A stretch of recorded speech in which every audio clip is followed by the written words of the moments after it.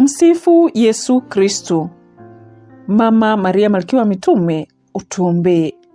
Masomo ya misa takatifu Jumatano, juma la 24 katika kipindi cha kawaida.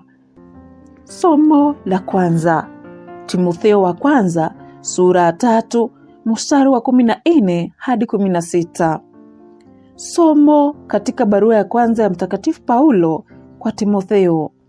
Mwanangu, ninakuandikia hayo, ingawa natumaini kufika kwako hivi karibuni, basi nikikawia ujue namna ya kuisimamia nyumba ya Mungu, yaani kanisa la Mungu hai, lililo nguzo na msingi wa ukweli.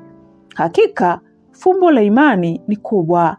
Alifunuliwa katika mwili, amedhihirishwa na Roho, ameonwa na malaika, ametangazwa kwa mataifa, ameaminiwa ulimwenguni na kuinuliwa kwenye utukufu.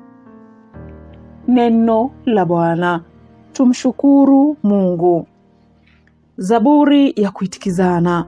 Zaburi sura 111 mstari wa kwanza hadi wa 6.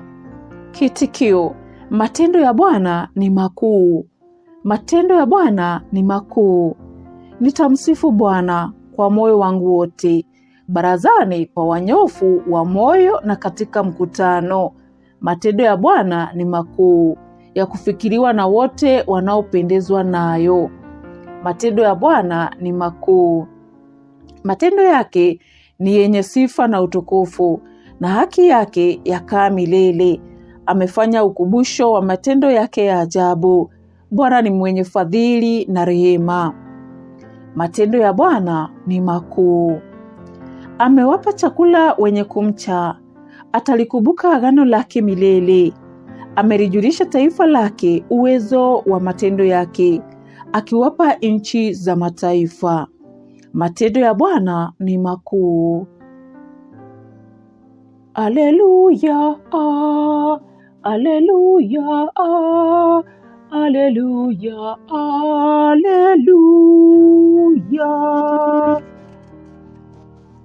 Maneno yako Bwana ni roho, pia ni uzima. Wewe una maneno ya uzima wa milele. Aleluya, aleluya, aleluya, aleluya. Somo la Injili takatifu ilivyoandikwa na Luka. Utukufu kwako e Bwana. Luka sura 7 mstari wa 31 hadi 35.